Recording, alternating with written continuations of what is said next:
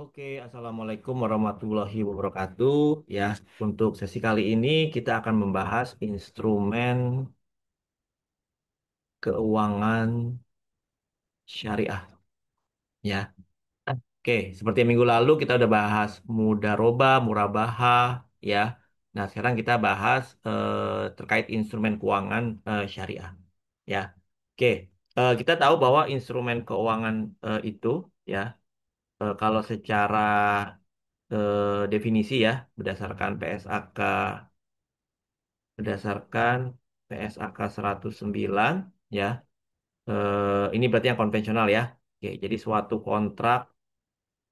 suatu kontrak ya yang menambah aset keuangan di satu entitas ya, dan liabilitas keuangan atau ekuitas di entitas lain ya.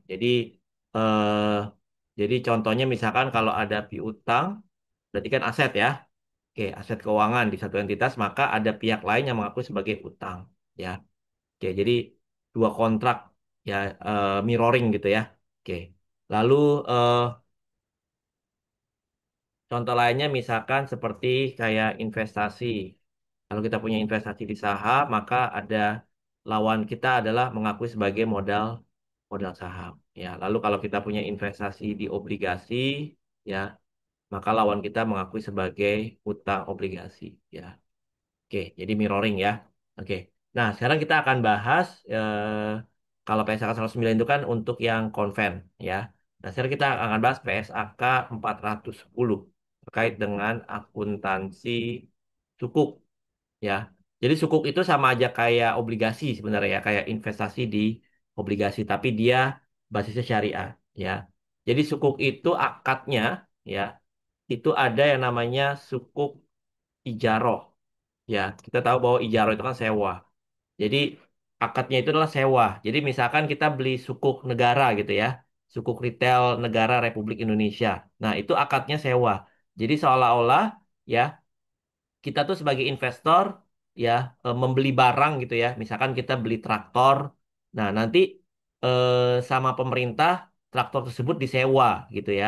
Jadi nanti dia akan pemerintah tuh akan bayar sewanya ke kita gitu loh dengan tingkat return yang udah ditentukan di awal. Nah, jadi akadnya itu adalah akad sewa gitu ya. Oke. Jadi bukan minjemin duit bukan ya, tapi akadnya itu adalah sewa. Ya, jadi tadi kita sebagai investor beli sukuk. Nah, jadi sukuk itu nanti dibeli aset, ya. Aset itu nanti disewa oleh pemerintah gitu ya untuk pembangunan. Nah, itu namanya sukuk ijaroh, ya. Lalu ada juga sukuk ya mudarobah. Ya, mudarobah itu kan kemarin seperti pembiayaan ya, kerjasama ya. Jadi nanti ada nisbah ya antara pengelola uang sama yang pemilik uang. Ya, jadi akadnya itulah mudarobah. Ya, jadi pembiayaan ya, pembiayaan dengan bagi hasil ya. Jadi kayak misalkan, jadi seolah-olah kita tuh sebagai penyedia dana kayak bank ya, memberikan dana kepada pengelola dana. Nanti akan ada bagi hasil ya sesuai dengan nisbahnya gitu ya. Oke. Nah, sekarang kita lihat contohnya ya, contoh untuk sukuk ya. Misalkan 2 Januari 2025, 2 Januari 2024 misalnya gitu ya. Oke, misalkan PT Swins membeli ya, membeli obligasi sukuk ya. Oke, atau dinamakan dengan apa, sukuk retail gitu ya. Sukuk retail ya, misalkan nilai nominalnya katakanlah 50.000 ya. Nilai nominal 50.000, lalu ada nisbah bagi hasil ya. Nisbah bagi hasil misalkan bagi hasilnya itu katakanlah 6% gitu ya. 6%. Ya, sementara suku bunga di pasar ya, itu katakanlah suku bunga pasar itu 5%, katakanlah gitu ya. Oke. Jadi suku bunga pasarnya lebih rendah gitu ya. Nisbah bagi hasilnya katakanlah di sini jangan 6 deh, misalkan nisbah bagi hasilnya 7 ya, 7%, ya. Sementara suku bunga di pasar itu 6,5%. Nah, gitu ya. Jadi suku bunga pasarnya lebih rendah, ya. Oke. Atau di sini saya bikin lebih tinggi deh suku bunga pasarnya gitu ya. Misalkan nisbah bagi hasilnya 6,5, balik ya, 6,5%, suku bunga pasar misalkan 7%. Nah, itu. Gitu ya, nisbah bagi hasil 6,5. Jadi kalau suku bunga pasar itu kan termasuk misalkan obligasi swasta gitu ya, obligasi BUMN, ya itu rata-rata 7%. Sementara suku retail ini ya memberikan nisbah bagi hasil 6,5. Ya, jadi lebih rendah ya. Oke, lebih rendah. Nah, misalkan bagi hasil akan diterima ya setiap 31 Desember ya, di mana nanti jangka waktunya ya adalah 3 tahun, kontraknya 3 tahun ya. Oke, sukuk ini dibeli ya dengan nilai wajarnya. Ya, jadi sebesar nilai wajar ya. Jadi walaupun dia terbit di perdana, tapi menggunakan konsep nilai wajar ya. Jadi nggak sama dengan nilai nominal ya. Kalau sama dengan nilai nominal nanti nggak ada kasusnya gitu loh ya. Jadi sama dengan nilai wajarnya. Nah, sekarang ya pertanyaannya berapa nilai wajar ya dari sukuk ini ya. Oke, berarti kan cara menentukan nilai wajarnya ya, kita kan menggunakan konsep nilai waktu dari uang ya. Jadi di sini kan 2 Januari 2024, nanti di sini ada pembagian bagi hasil ya. 31 Desember 2024, lalu di sini 31 Desember 2025, ya 31 Desember 2026. Ya. Oke, nanti ada bagi hasil berapa? 6,5% ya. 6,5% kali 50.000. Ya, 3250, 3250, 3250. Plus nanti pada saat jatuh tempo, ya, 2024, 56, ya. Uang kita akan balik kan 50.000. Nah, itu. Nah, nanti ini kan berarti nilai masa depan semua kan? Nah, itu nanti kita present value kan, ya. Kita present value kan ke sini.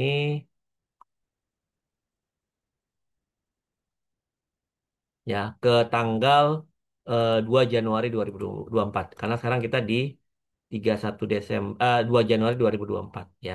Oke. Nah, ini semua kita present value kan ya. Oke. Berarti kita present value kan dengan suku bunga pasar berapa persen? 7 ya. Berarti di sini tanggal ya 31 2 Januari 2024, 31 Desember 2024, 31 Desember 2025, 31 Desember 2026. Ya, oke. Berarti di sini kita akan dapat cash flow ya. Cash flow kita 3250 ya. 3250. Nah, di sini kita dapat cash flow bagi hasil plus nominal ya. Oke. Maka di sini dengan R berapa? R-nya itu berarti suku bunga pasar 7% ya. 7%, 7%, 7%. Ya. Maka di sini nanti ini kan berarti pangkat satu, pangkat 2, pangkat 3 ya. Oke. Nah, berarti di sini berarti present value-nya ya 3250 dibagi satu tambah 7% ya, pangkat satu ya. Oke, 3037. Jadi nilai sekarang dari 3250 tahun yang akan datang, nilai sekarangnya adalah 3037. Ya, oke. Berarti in total nilai present value-nya itu adalah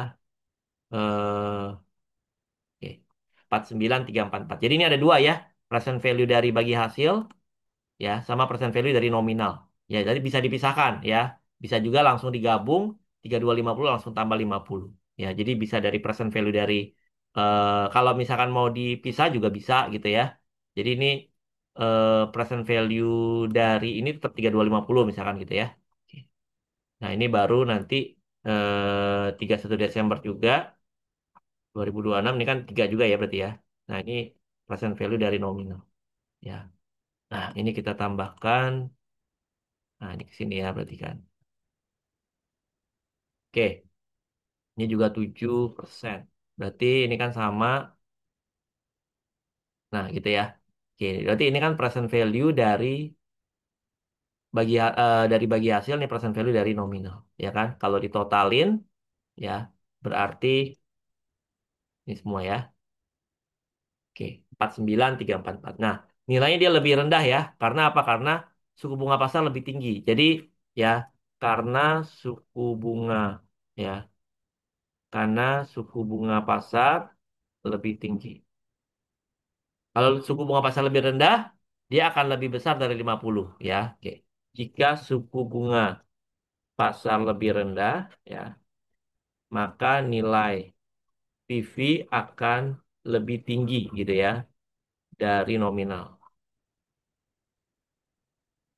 ya gitu. Karena dia menawarkan bagi hasil yang lebih tinggi gitu ya, maka harganya akan lebih mahal. Nah, ini kan dia menawarkan bagi hasil yang lebih rendah.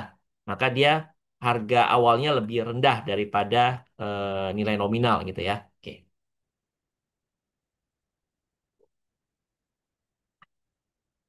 Nah, selanjutnya berarti nanti kita akan bagi nih ya dari sisi investor ya. Maka nanti instrumen keuangan itu akan dibagi dalam tiga kategori ya.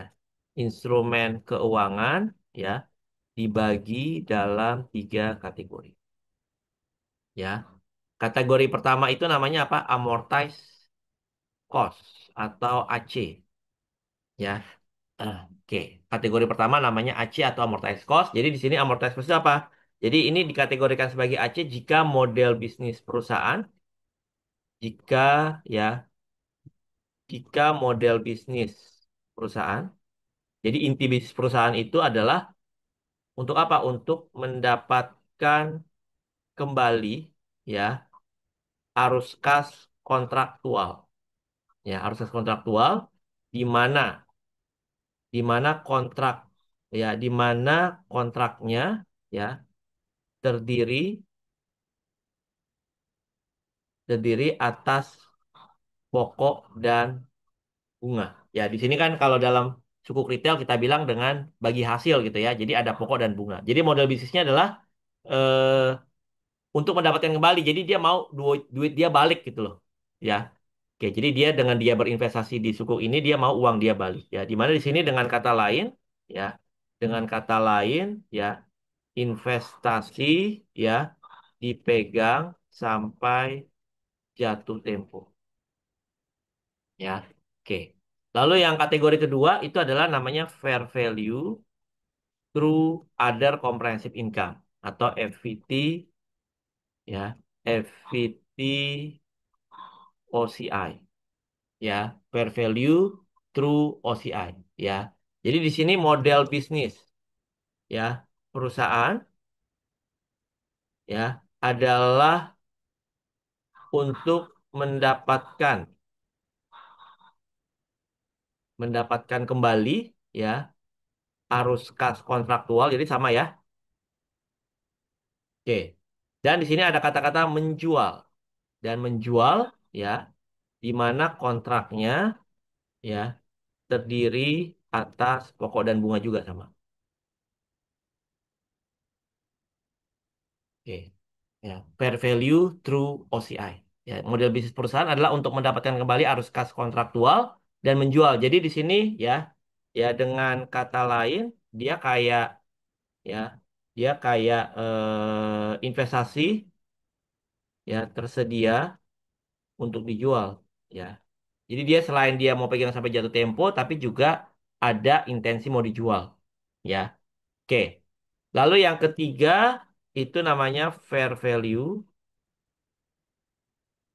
through profit and loss atau FVTPL ya.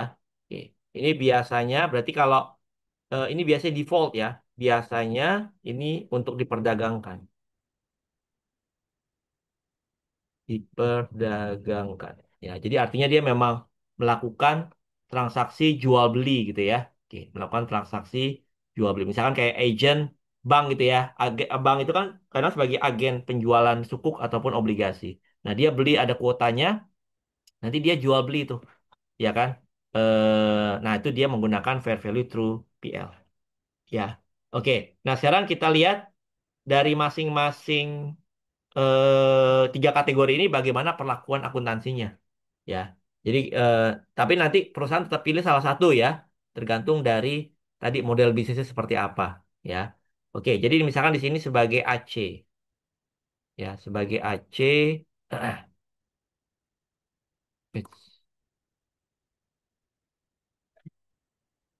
sebagai amortized cost, lalu sebagai FVT OCI, fair value through OCI.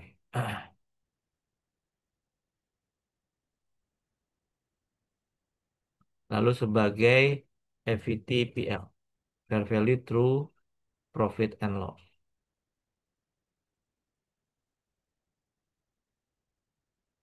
Oke, gitu ya. Oke. Nah, di sini berarti nanti 2 Januari 2024 berarti kan kita jurnal ya, investment pada cash. Ya. Berapa tadi dia belinya? 49.344. 49.344. Ya, lalu di sini juga sama investment pada cash 49.344. Oke, ini juga sama investment pada cash 49.34. Oke ya.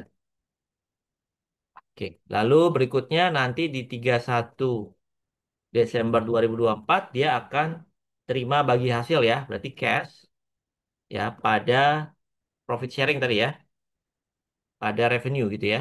Profit sharing revenue. Ya. Oke, nilai berapa dia dapat tadi ya? 325 3250. Gitu kan? Oke, 32 cash pada profit sharing revenue ya. Oke.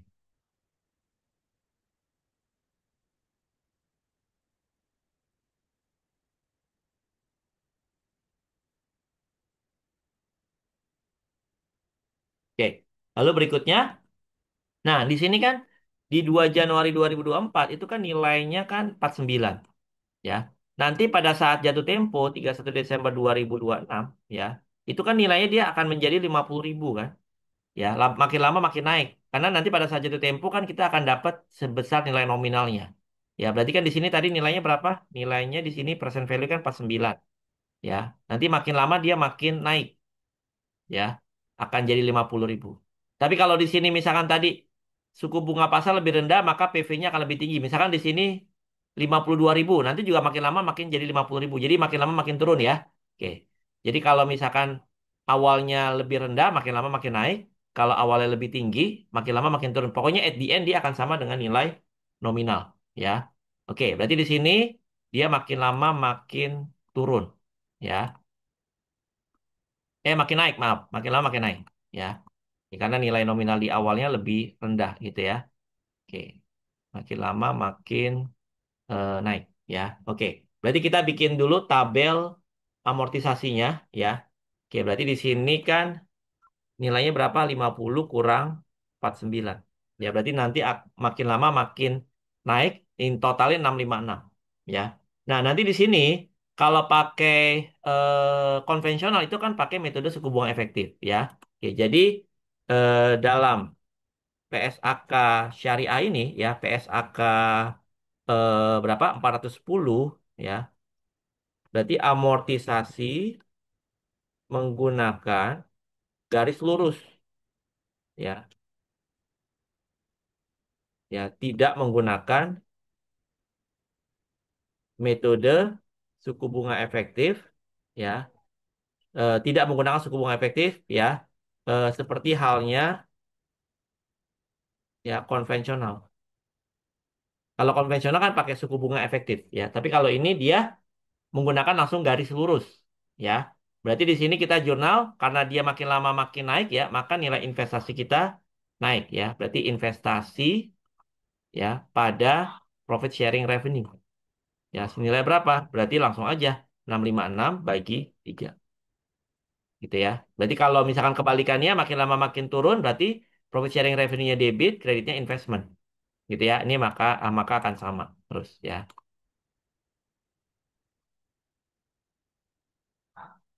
Nah, kalau yang ini berarti dia kalau yang diperdagang biasa kan kalau FVTPL itu diperdagangkan, maka dia tidak perlu diamortize ya, karena dia kan dia siap saat siap untuk dijual. Ya, ibaratnya kita ibaratnya kita punya showroom jual beli mobil bekas, ya itu kan kalau bisa hari ini beli besok jual. Itu tadi berarti artinya aset kita itu nggak perlu didepresiasi gitu ya, jadi kayak persediaan gitu loh. Ya, berarti di sini ya, maka dia tidak ada amortisasinya. Ya. Nah, karena kayak persis seperti persediaan. Persediaan itu kan tidak ada depresiasinya ya gitu ya. Adanya misalkan impairment kalau ada gitu ya. Oke, berarti di sini per 31 Desember 2024 maka kita punya investment ya. Tinggal berapa investment kita berarti di sini? 49 kurang 219 ya. Oke. 49.125. Nah, sekarang misalkan fair value-nya ya dari investment kita ini misalkan fair value-nya 49 katakanlah ya 49.500. Berarti ada kenaikan ya. Oke, ada naik nilai investment kita. Oke. Nah, maka di sini ada naik 375. Nah, kalau di AC dia no jurnal. Kalau di Aceh kan dia mau pegang sampai jatuh tempo kan, ya ibaratnya. Nah, ibaratnya kita nggak peduli dengan nilai wajar, ya. Kalau mau kita pegang sampai jatuh tempo, jadi kita nggak peduli dengan nilai wajar, maka no jurnal, ya. Oke, berikutnya ini kalau di FVTOC kan tadi tersedia untuk dijual, ibaratnya gitu ya. Nah, itu kita bandingkan nilai wajarnya, ya. Oke, maka di sini kita jurnal fair value adjustment, ya.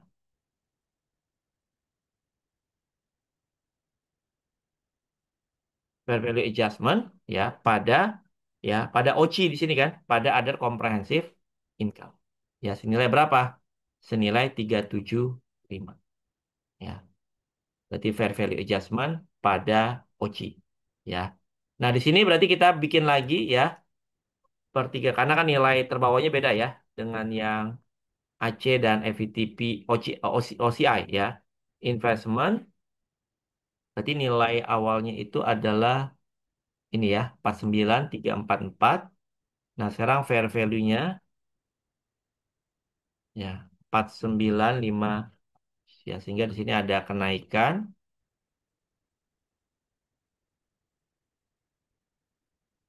49.500 kurang 4934 ya 156. Maka di sini naik juga ya.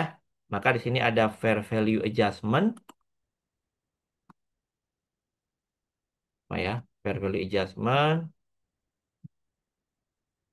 ya. Nah, di sini bukan pada OCI tapi pada G namanya juga FVTPL gitu ya. Jadi langsung masuk ke laba rugi.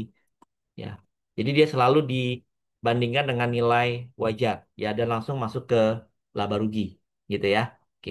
Nah, ini adalah perbedaannya perbedaan dari ketiga kategori ya. Oke. Nah, berikutnya berarti kita eh, lihat sekarang untuk tahun depan. Berarti kan tahun depan itu akan sama ya ininya perlakuannya. Berarti kan di sini ada terbawa OCI ya, ada OCI terbawa ya. Lalu berarti kan di neracanya nanti di SOFP ya per 31 Desember 2024 ya. Di sisi aset kita punya investment ya. Berarti investment kita 49125 udah ini aja berarti kan ya. Oke.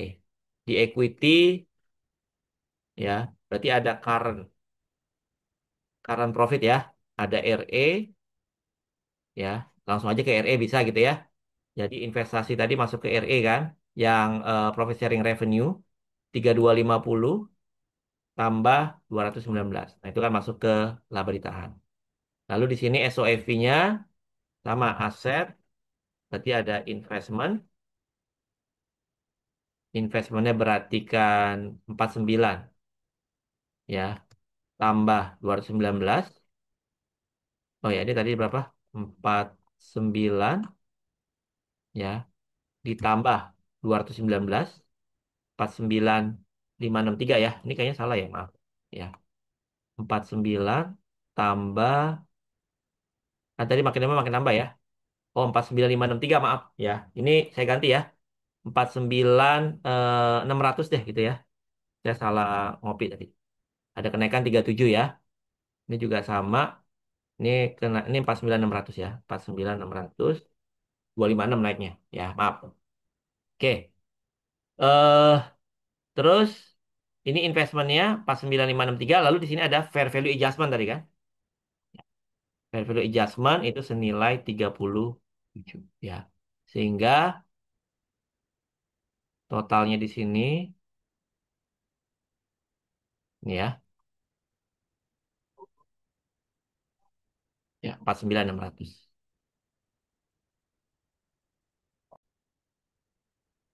Oke, jadi di sini RE ya 34 berarti di sini juga sama ya.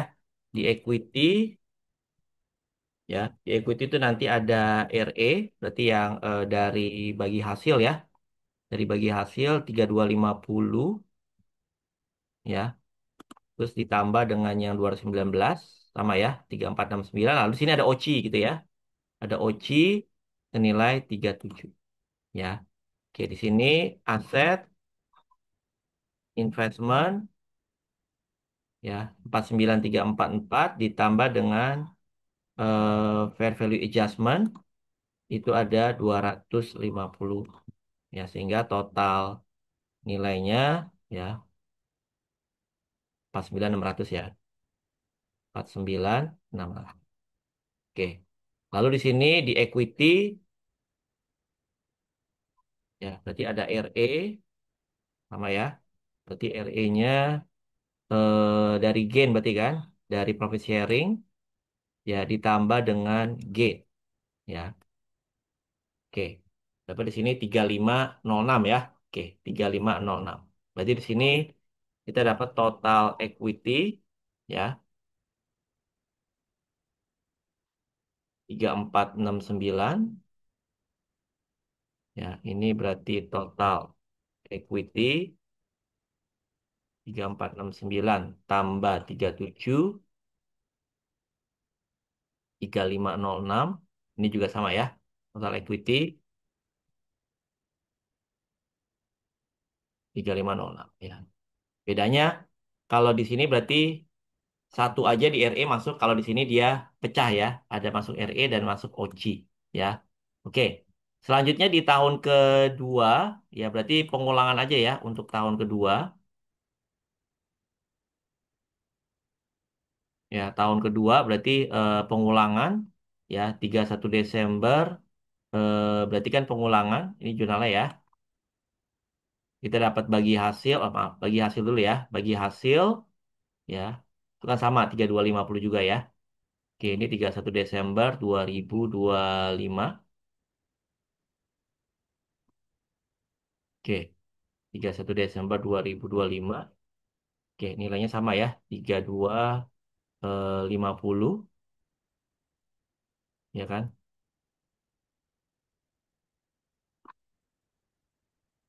Oke, sama ya. Oke, lalu juga untuk amortisasi sama ya.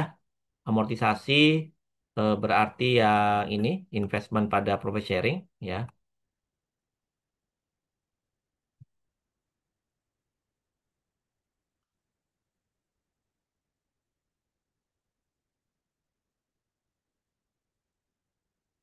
Nah, gitu ya. Nah, sekarang kita lihat per 31 Desember 2025 ya. Investment investment kita berapa di sini? Ya. Eh berarti terakhir kan nilainya 49 ditambah yang ini ya 219 ya 49781. Nah, misalkan sekarang fair value-nya ya. Katakanlah fair value-nya sekarang menjadi 49 49 49 katakanlah jadi 49.550 gitu ya. Berarti turun ya. Oke, ada penurunan, turun 49.550 49.781 kurang 49.550 ya 231 ya turunnya. Oke. Berarti di sini eh kita lihat, berarti di sini no jurnal lagi ya. No jurnal.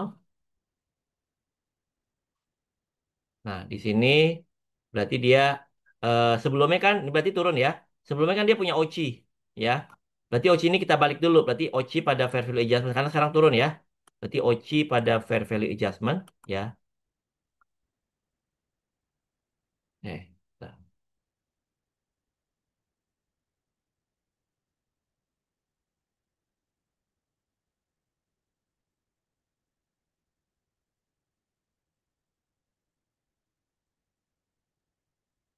Oke, berarti di sini kita tutup OCI pada fair value adjustment yang sebelumnya ya.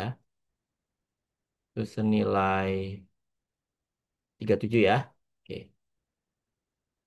Baru kita munculkan OCI baru yang rugi kan, berarti ya.